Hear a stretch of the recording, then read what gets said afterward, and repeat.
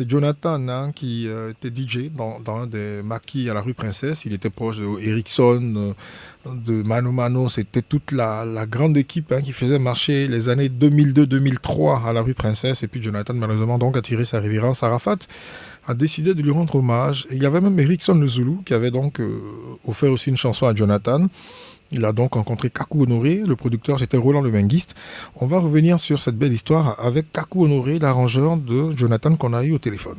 C'est quelqu'un que je connaissais parce que j'ai été le premier arrangeur de sa maman, Tina Spencer. Il avait 6 ans en ce moment. C'était sur quel album, Kakou Honoré? Le premier album de Tina Spencer, l'album Face to Face. Arafat avait 6 ans. Donc comme ça, en 2003, j'étais là et puis il y a un petit frère qui travaille à Radio Yopougon, Hervé Blédé. Hervé Blédé qui m'a appelé, qui m'a dit comme ça que voilà... grand frère, je viens te voir parce qu'il y a Roland le Benguis, le produit DJ Arafat. Et c'est comme ça on est venu, ils sont venus me voir, on a discuté, nous sommes attendus. Puis on est allé au studio chez Freddy Assowa.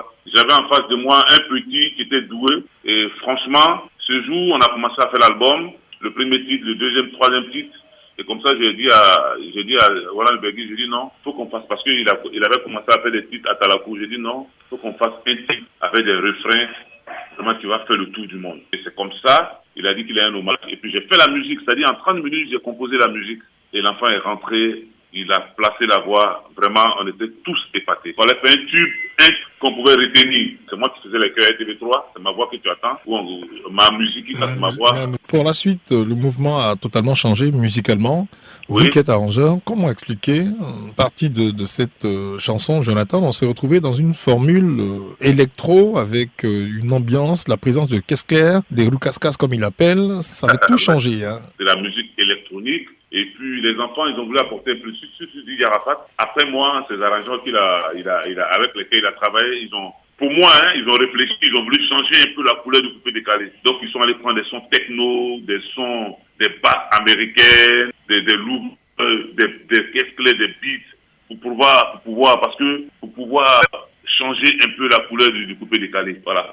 Chaque génération a son genre musical. Alors, il venait du monde de mobilisation, de la jeunesse. D'aucuns parlent de comportement déviant, à la limite. Un mot sur cette façon de faire. DJ Arafat qui fonçait, qui allait très fort, homme un peu d'excès. Il n'est plus de ce monde, mais on nous fait croire que c'était des buzz. Que c'était pas en réalité des palabres de gang ou bien de quoi. C'était des buzz. Moi, je pense que, je crois, à mon avis, que les artistes, ils ont un petit quelque chose que tout le monde n'a pas. Et Arafat, une icône, une superstar, voulait forcément voir ce mouvement comme aux États-Unis, les Tupac faisaient. Il voulait créer ce truc-là que personne ne comprenait pour faire avancer son mouvement. Kakou Honoré, merci infiniment de cette collaboration. Merci. Bonne journée. Exemple, le qui a trop niveau supérieur, Arafat toujours Moana, hommage à DJ Jonathan, ouais, joli magicien. Et on écoutait à l'instant Kakou Honoré qui a travaillé sur ce titre Jonathan. Alors c'est de là qu'est parti ce nouveau souffle de la musique du coupé décalé avec DJ Arafat. Tout à fait. Radio de la paix. Se parler, s'écouter, se comprendre.